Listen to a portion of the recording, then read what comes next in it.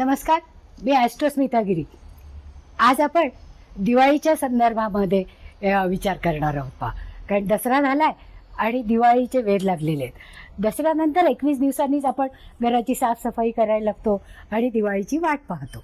दिवाळीच्या तयारीला तेव्हापासूनच आपण सुरुवात केलेली असते. दिवाळीचा पहिला दिवस हा एकादशीचा. त्या दिवशी आपण आकाशकंदील लावतो आणि आकाशकंदिलामध्ये दिवा लावला किंवा पंटी लावली की त्याचा प्रकाश स्वर्गापर्यंत जातो असं आपण म्हणतो. आणि म्हणून त्या दिवशी तुळशीजवळ एक दिवा आणि दरवाजामध्ये 2 पंट्या लावतो आपण की दिवाळीची ही सुरुवात आहे. घराघरामध्ये फराळाचं सुरुवात असते, सगळीकडे सुगंध असतो, वातावरण आनंदी असतं. मग त्याच्यानंतर दुसरा दिवस येतो तो गोवत्स द्वादशी म्हणजे वसुबारसेचा. वसुबारसा म्हणजे गाईची पूजा करण्याचा तो एक दिवस. म्हणजे दसऱ्याला नवान्न आलेलं असतं, त्याच्यानंतर शेतकरी सगळं अन्नधान्य शेतातून घरात आणतात आणि ते साठवून ठेवतात. त्यावेळेस या गोधनाचा उपयोग जास्तीत जास्त केला जातो. त्यांच्याकडे असणारं हे गोधन सगळ्यासाठी वापरलं जातं आणि मग या गोधनासाठी किंवा त्याच्या प्रती कृतज्ञता दाखवण्यासाठी हा गोवत्स द्वादशी म्हणजे वसुबारसेचा दिवस आपण साजरा करतो. वसुबारस म्हणजे काय? गाय आणि वासरू ही द्वादशीच्या दिवशी, कार्तिक द्वादशीच्या दिवशी आपण त्यांची पूजा करतो.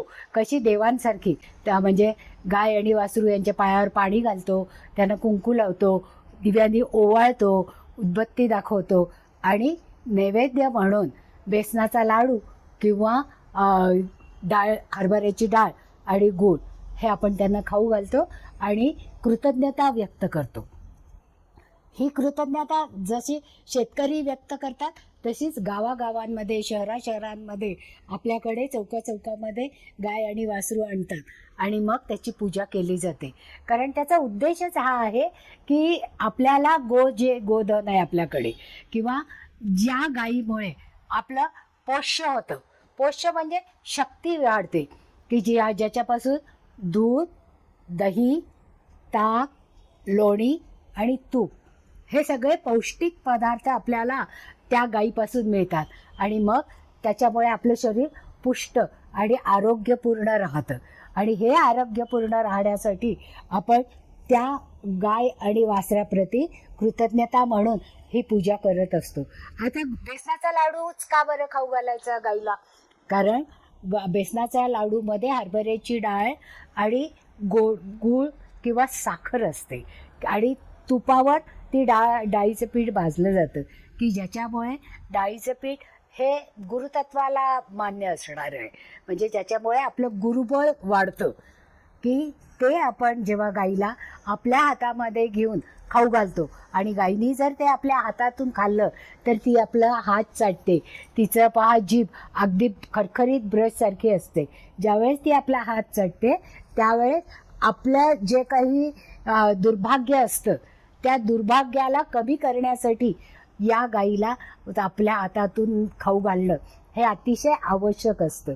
आणि त्या दिवशीच जे गाईच्या प्रती गो आणि वत्स म्हणजे गाय आणि वासरू यांच्या प्रती, कारण पुढची जनरेशन तिने आपल्याला दिलेली आहे म्हणून गाय आणि वासरू जेव्हा हे प्रेमाचं प्रतीक आहे, समृद्धीचं प्रतीक आहे आणि हे समृद्धीचं प्रतीक त्या दिवशी आपण पूजा अर्चा, साधना आणि उपासना म्हणजे आरती करतो. म्हणजेच आपण त्यांचा सन्मान करतो आणि गाय आणि वासरूचा आणि त्यांचा आशीर्वाद घेतो.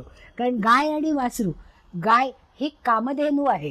कामधेनू म्हणजे तिच्या प्रत्येक गोष्टीचा आपल्याला उपयोग होतो. म्हणजे शेणापासून, गोमूत्रापासून ते तिने जे काही मदत केलेली असते आपल्याला, या सगळ्या पंचगव्य करण्यासाठी सुद्धा प्रत्येक गोष्ट म्हणजे जी त्याज्य आहे ती सुद्धा गाईने टाकलेली आहे.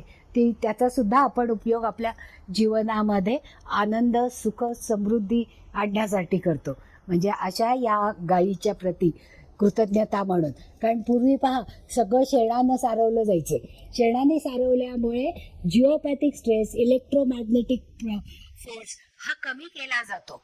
आजच्या काळातही जिथे जिओपॅथिक स्ट्रेस आहे जमिनीमध्ये किंवा ज्या जागेमध्ये सतत आजारपण असतं त्या जागेवर आपण गोमूत्र आणि गाईच्या शेणाने तो भाग सारवून घेतला असता त्याच्यावर एक संरक्षक थर तयार होतो आणि तो संरक्षक थरामुळे आपलं रक्षण केलं जातं.